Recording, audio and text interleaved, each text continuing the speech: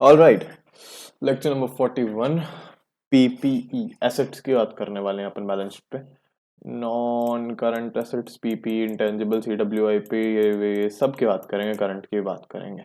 चलो पहले पीपीई की बात करते हैं। पीपीई में क्या होता है? पीपीई में आपके सारे फिक्स्ड एसेट आते हैं, जैसे लैंड हो गया, बिल्डिंग हो गया, फर्नीचर हो गया, प्लांट एंड मशीनरी हो गया। और इनको शो कैसे करना है? आप पीपीई की अमाउंट को शो करोगे, उसमें से जो इसका क्यूमुलेटेड डेप्रिसिएशन होगा उसको लेस करोगे और अमाउंट शो करोगे। जो अमाउंट शो करने का बोल रहा हूँ वो कॉस्ट पे शो करोगे। So you will show PPE at its historical cost and then you will reduce the accumulated depreciation from the amount. All right, ये देखो, cost, depreciation, फिर करंट ईयर की डेप्रिसिएशन, क्लोजिंग डब्ल्यूडीपी, ये बैलेंस शीट में show होगा। समझ रहे हो टेंजिबल एसेट्स का? ऑलराइट। उसके बाद इंटेंजिबल एसेट आता है भाई। इंटेंजिबल एसेट क्या होता है? जैसे गुडविल हो गया, कोई सॉफ्टवेयर हो गया, कोई पेटेंट हो गया, वैसा वैसा। ठीक है, वो इंटेंजिबल एसेट आता है। इसको भी आप क्या करोगे? आप कॉस्ट पे शो करोगे, राइट? कॉस्ट पे शो करोगे और अगर कुछ अमोर्टाइज करना है उसको लेस कर दोगे इसमें से। देखो भाई, जो इंटेंजिबल एसेट होते हैं बेसिकली उनकी कोई फिजिकल एग्जिस्टेंस तो होती नहीं है सर। इंटेंजिबल की बात कर रहे थे ना अपन। हाँ, उनके फिजिकल एग्जिस्टेंस तो होती नहीं है। जो गुडविल, ट्रेडमार्क, टेक्निकल नो हो, ये सब आते हैं इंटेंजिबल में और इनसे अमोर्टाइजेशन को लेस करके अपन शो करते हैं। ठीक है भाई। उसके बाद अपन बात करते हैं कैपिटल डब्ल्यू आई पी की। कैपिटल डब्ल्यू आई पी क्या है? जो भी ये जो पीपी है, जो इन कंस्ट्रक्शन है, जो अंडर कंस्ट्रक्शन है, वो कैपिटल डब्ल्यू आई पी होता है। ठीक है, बस। और जब कोई बिल्डिंग वगैरह जैसे बन रही है और वो जब रेडी टू यूज हो जाए, उसको अपन कैपिटल डब्ल्यू आई पी से पीपी में ट्रांसफर कर देते हैं। ठीक है। इंटेंजिबल एसेट अंडर डेवलपमेंट, जो इंटेंजिबल एसेट जैसे कोई सॉफ्टवेयर है, आप वो भी बनवा रहे हो, कोई ऐप का डेवलपमेंट अभी इन प्रोसेस है, तो इसमें शो होगा। जब बन गया तो इधर शो कर देंगे। नॉन करंट इन्वेस्टमेंट्स में क्या आता है? नॉन करंट इन्वेस्टमेंट्स में जो लॉन्ग टर्म नेचर की इन्वेस्टमेंट होगी वो लॉन्ग टर्म इन्वेस्टमेंट आ जाएगा। जो शॉर्ट टर्म नेचर की होगी वो करंट इन्वेस्टमेंट में आ जाएगा।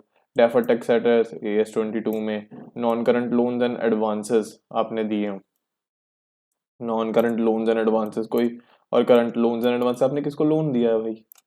नॉन करंट नेचर का, शॉर्ट टर्म नेचर का मतलब वो इसी महीने आपको, इसी साल में आपको वापस मिलने वाला है, तो वो करंट नेचर का हो गया। ठीक है, ठीक है, यही होता है ना, और तो कुछ भी नहीं है इसमें। हाँ, इन्वेंट्री छोड़ दिया गया अपन ने, अच्छा वो करंट में आएगा। Alright alright alright alright alright, ठीक है। बहुत है। अदर नॉन करंट एसेट में वो चीजें आ सकती हैं, just a sec. Other non, जैसे आपने मान लो बिजनेस बेचा है अपना। ठीक है, आपने अपना बिजनेस बेचा और उसकी पेमेंट आपको 3 साल बाद मिलनी है। कितने साल बाद? 3 साल बाद। परचेज कंसिडरेशन तो जो उस बिजनेस का, तो वो अदर नॉन करंट एसेट में आप शो कर दोगे। इट्स नॉट अ लोन और एडवांस। लोन थोड़ी दिया, बिजनेस बेचा है, तो वो अदर नॉन करंट एसेट में आएगा। Right? It's not a non current investment, it's not a fixed asset और something, it's other non current asset because वो किसी भी हेड में नहीं आ रहा है इधर। ऑलराइट। करंट एसेट में करंट इन्वेस्टमेंट हो गया।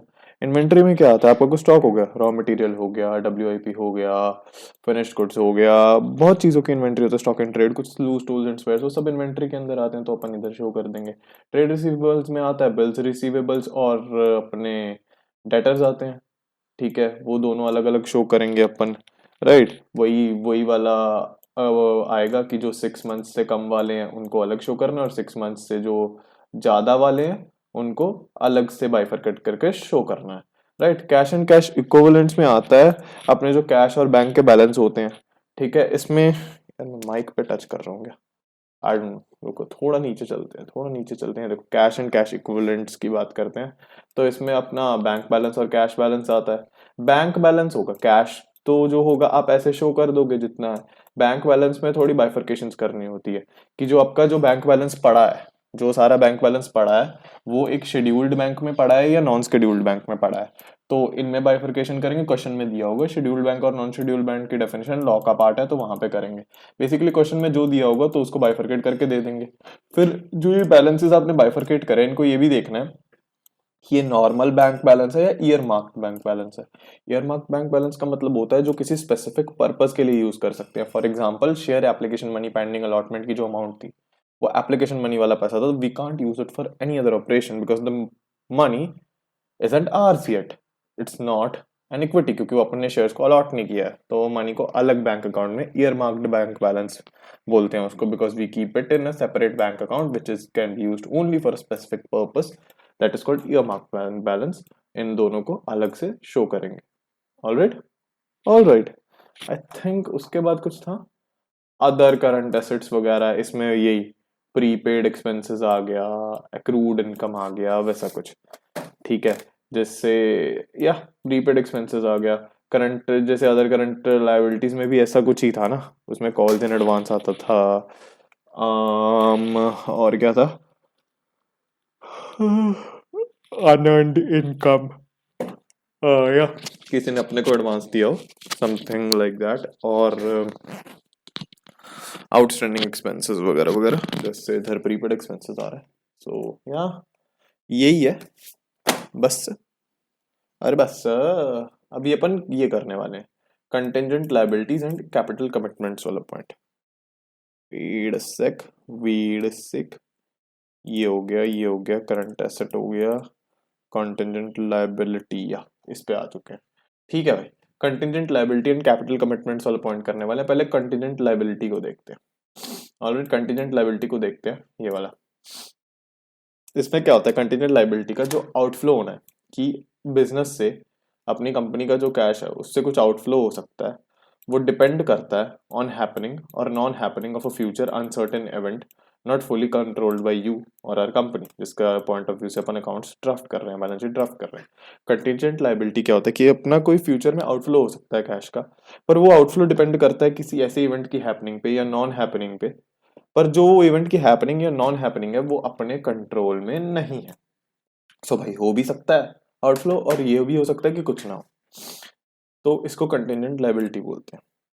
कंटिजेंट लायबिलिटी में कैसे कैसे आता है, जैसे क्लेम पेंडिंग इन कोर्ट, कोई कोर्ट केस चल रहा है और आपको क्लेम देना पड़ सकता है। कुछ आपने गारंटी दी है किसी के नाम पे, किसी ने लोन लिया था किसी और से, और आपने गारंटी दी है कि अगर इसने पे ना किया तो मैं करूंगा। अभी हो सकता है वो डिफॉल्ट करे या ना करे, तो आपने गारंटी दी है। Bill discounted for bank from bank, आपको कोई बीआर मिला था, आपने बैंक में जाकर डिस्काउंट करवा लिया, बाद में बैंक उस पर्सन के पास जाएगा जिसने आपको बीआर दिया था, पर मान लो उस पर्सन ने डिफॉल्ट कर दिया और बैंक को पैसे ना दिए, तो बैंक किसके पास आएगा, आपके पास आएगा। बैंक तो बोलेगा हमने तो आपको लोन दिया था, आप जानो। तो ये भी एक कंटेंजेंट लायबिलिटी हो सकती है। फिर आता है एरियर्स ऑफ प्रेफरेंस डिविडेंड, जो क्यूमुलेटिव प्रेफरेंस शेयर होते हैं, जिसमें अगर आप हर साल एक फिक्स्ड परसेंटेज ऑफ प्रॉफिट का डिविडेंड देना, हर साल एक फिक्स्ड परसेंटेज का डिविडेंड देना पड़ता है। उसमें क्या होता है, अगर आपने इस साल डिविडेंड ना दिया तो आपको इस ईयर का डिविडेंड नेक्स्ट ईयर दिया जाएगा। ठीक है, तो इसमें क्या हो सकता है, इसका क्या होता था, I kind of forgot, wait a sec. हाँ, तो अभी जो ये क्यूमुलेटिव प्रेफरेंस शेयर का, मान लो आपको इस साल हो गया लॉस, तो आपने डिविडेंड पे नहीं किया, पर आपको अगले साल तो वो वाला देना पड़ सकता है।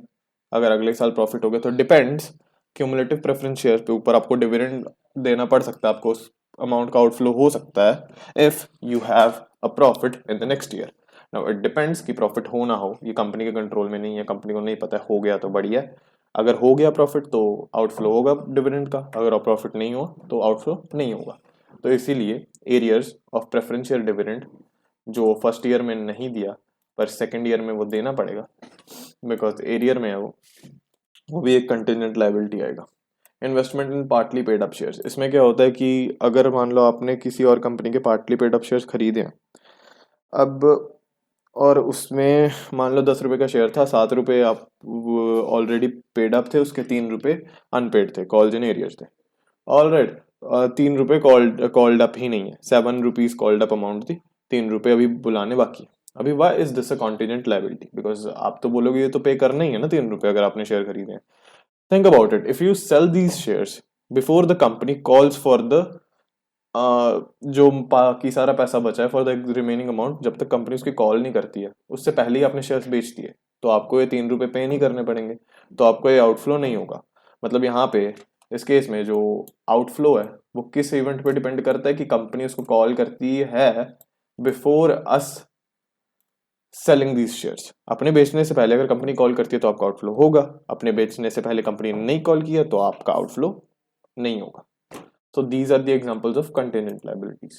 फिर आता है कैपिटल कमिटमेंट्स। कैपिटल कमिटमेंट्स ऐसी चीजें होती हैं, इसका मतलब क्या होता है कि कंपनी ने किसी और पर्सन के साथ कोई कॉन्ट्रैक्ट किया, कोई कैपिटल कमिटमेंट किया, इवन दो वो कॉन्ट्रैक्ट में कुछ भी पेमेंट वगैरह या कुछ भी आउटफ्लो अभी नहीं हुआ है, कुछ भी नहीं हुआ है, बट फ्यूचर में कुछ बड़े लेवल का कमिटमेंट किया है, मतलब अभी कोई ट्रांजेक्शन आज नहीं हुआ है पर फ्यूचर में फुलफिल करना है जो कॉन्ट्रैक्ट करके आए हैं, ठीक है। और क्योंकि कैपिटल कमिटमेंट बोला है तो मतलब बहुत बड़े नेचर का ट्रांजेक्शन, ठीक है। तो company entered into a contract of capital nature, this means बड़े नेचर का कॉन्ट्रैक्ट है, एंड फुलफिल करना है फ्यूचर में। ऑलराइट, जैसे सर ने एक वियर्ड सा एग्जांपल लिया था कि कंपनी ने मान लो अफगानिस्तान में जाके तालिबान के साथ कॉन्ट्रैक्ट कर लिया कि हम यहाँ पे 2 करोड़ की इन्वेस्टमेंट, चलो 20 करोड़ की इन्वेस्टमेंट करके फैक्ट्री वैक्ट्री सेटअप करेंगे कुछ।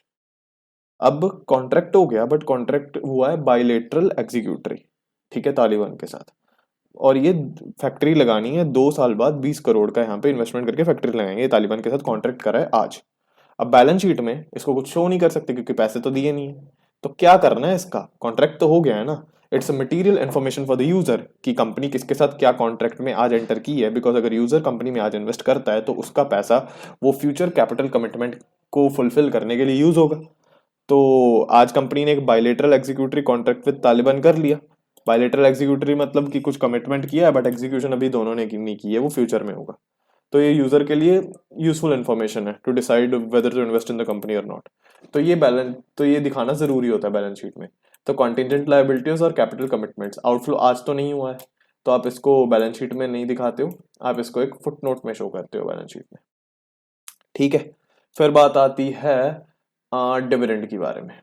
क्या बात आती है, डिविडेंड के बारे में। डिविडेंड में क्या होता है कि ये बात तो सोचना है कि बैलेंस शीट में डिविडेंड को कब शो करें। जैसे करंट ईयर का डिविडेंड जो होता है वो करंट ईयर में तो करंट ईयर का डिविडेंड होता है वो नेक्स्ट ईयर उसकी एजीएम में अप्रूव होता है। जो करंट ईयर का डिविडेंड है वो नेक्स्ट ईयर की एजीएम में उसका प्रपोजल एक्सेप्ट होता है, ठीक है।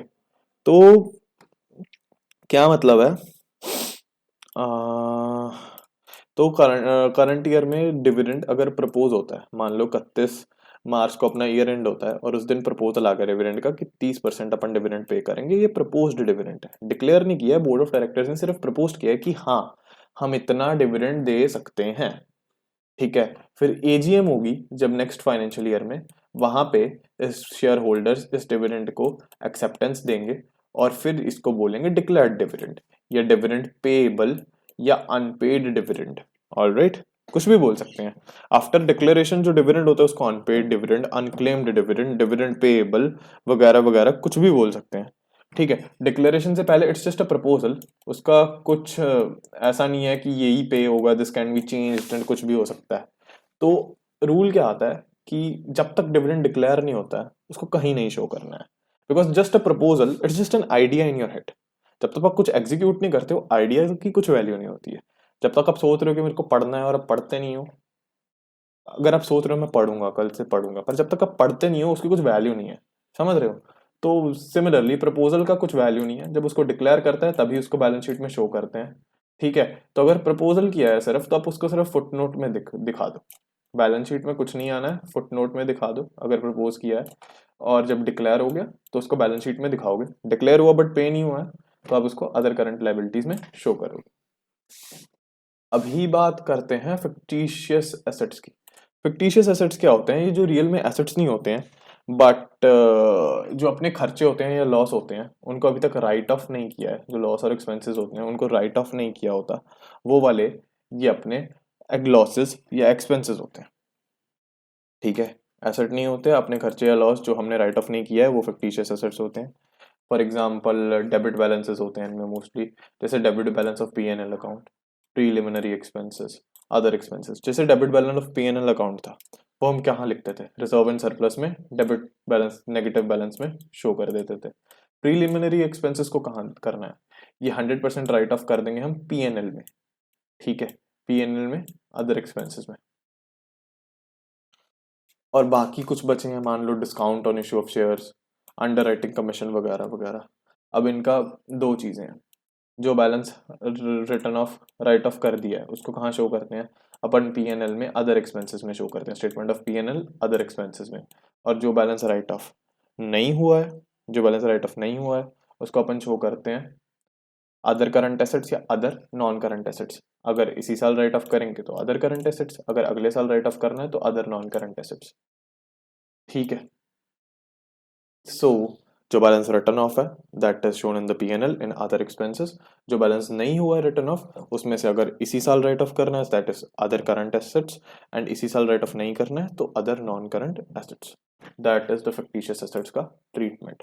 Balance of P&L debit, reserve and surplus, preliminary expenses 100% written off in P&L in other expenses. और कोई एक्सपेंसेस आता है फिक्टिशियस एसेट्स में, रिटर्न ऑफ का P&L other expenses, not written off का अदर करंट या अदर नॉन करंट। ठीक है। ये क्या है, क्वेश्चन आइटम इंफॉर्मेशन सब क्लास। अच्छा ठीक है, इसमें क्या बता रहे हैं कि अपन जो ये सारे सारे क्लासिफिकेशंस कर रहे थे राइट, ये इतने इतना आपको ट्रीटमेंट बता रहे हैं। फॉर एग्जांपल आपको बताया था कि ट्रेड पेबल्स या ट्रेड रिसीवेबल्स में 6 मंथ्स का जो बैलेंस है 6 मंथ्स से कम वाला और 6 मंथ से ज़्यादा वाली चीज़ें, ठीक है, उनको अलग अलग शो करना है। बैंक अकाउंट में ईयर मार्क्ड अलग शो करना है और नॉर्मल अलग शो करना है, स्केड्यूल्ड अलग, नॉन स्केड्यूल्ड अलग।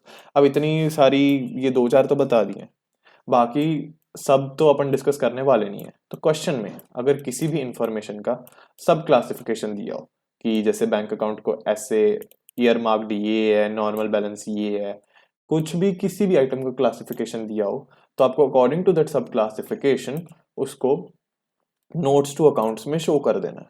For example loans and advances का बता दिया कि 5 लाख है और बता दिया उनमें से 1.5 लाख है गिवन टू रिलेटेड पार्टीज या रिलेटिव्स को दिया है, तो इसको आप नोट्स टू अकाउंट्स में शो करोगे क्योंकि क्वेश्चन में बाइफर्केशन दिया है। हम सबके रूल्स नहीं पढ़ने वाले हैं। फिर ये होमवर्क आ गया एग्जाम्पल 1 to 4।